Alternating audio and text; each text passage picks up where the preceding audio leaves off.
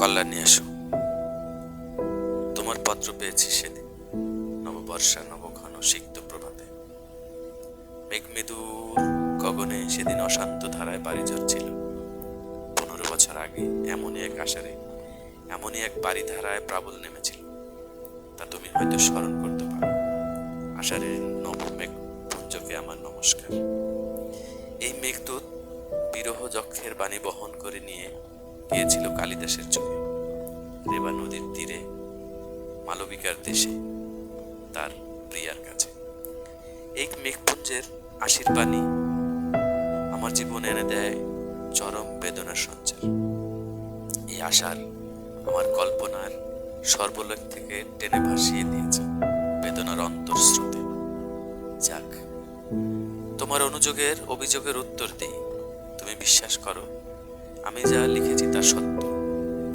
লোকের মুখে শোনা কথা দিয়ে যদি আমার মূর্তির কল্পনা করে থাকো, তাহলে আমায় ভুল বুঝবে, আর তা মিথ্যা। তোমার উপর আমি কোনো জিজ্ঞাসা পোষণ করি না, এ আমি সকল অন্তর দিয়ে বলছি। আমার অন্তর্যামী জানেন তোমার জন্য আমার স্বর্গের পারিজাত মন্দিরের মতো চির অম্লান হয়ে আমার পক্ষে। অন্তরে সেই আগুন, বাইরে সেই ফুল হারাকে স্পর্শ করতে পারে। তুমি ভুলে যেও না, আমি কবি। আমি আঘাত করলেও ফুল দিয়ে আঘাত করি। অসুন্দর কুশীদের সাধনা আমার নয়।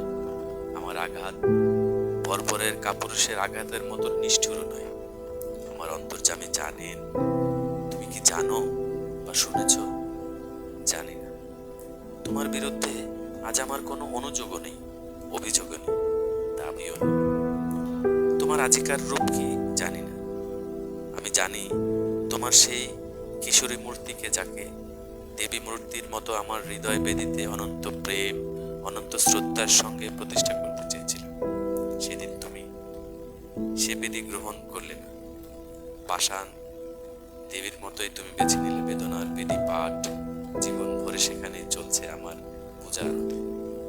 আজকাল তুমি আমার কাছে মিথ্যা, ব্যর্থ, তাই তাকে পেতেও চাই না। জানি না, হয়তো সে রূপ দেখে বঞ্চিত হব, অধিকত ওর বেদনাও পাবো, তাই তাকে অস্বীকার করেই চলেছে। দেখো, নাই হলো ওই ধুলির ধারায় প্রেমের ফুল, এ ধুলিতলে হয়ে যায় ম্লান দগ্ন হতশ্রী। তুমি যদি সত্যি আমায় ভালোবাসো, আমাকে চাও, ওখান থেকেই আমাকে আত্মহত্যা মহাপা। এই অতি পুরাতন কথা হলেও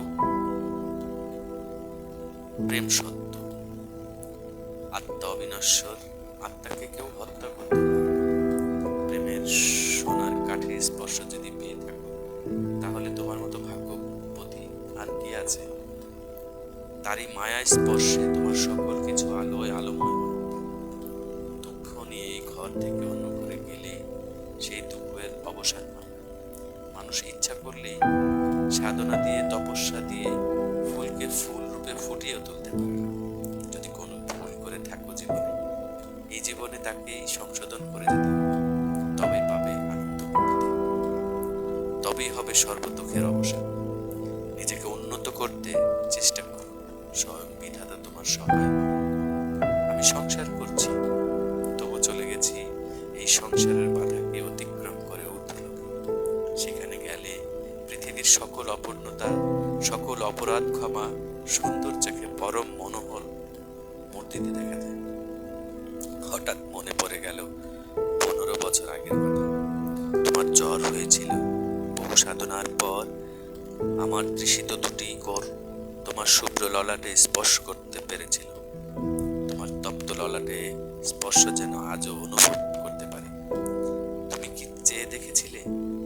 আমার চোখে ছিল জল, হাতে সেবা করার আকুল স্পৃহা, অন্তরে শ্রীবিধাতার চরণে তোমার আরোগ্য লাভের জন্য করুণ মিনতি।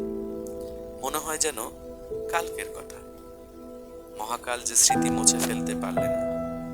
কি উদ্রগ দীপ্তি, কি দুর্বময় প্রেমের জোয়ারে সেদিন এসেছিলে। সারা দিন রাত আমার চোখে ঘুমও ছিল না। যাক, আজ চলেছে জীবনের অস্তমান দিনের শেষ রশ্মি ধরে ফাটার স্রোতে। তোমার ক্ষমতা নেই সেই পথ থেকে ফেরানোর, আর তার চেষ্টাও করো না। তোমাকে লেখা এই আমার প্রথম ও শেষ চিঠি হোক। যেখানেই থাকি বিশ্বাস করো, আমার অক্ষয় আশীর্বাদ কবচ তোমায় ঘিরে থাকবে। তুমি সুখী হও, শান্তি পাও, এই প্রার্থনা। আমায় মন্দ বলে বিশ্বাস করো,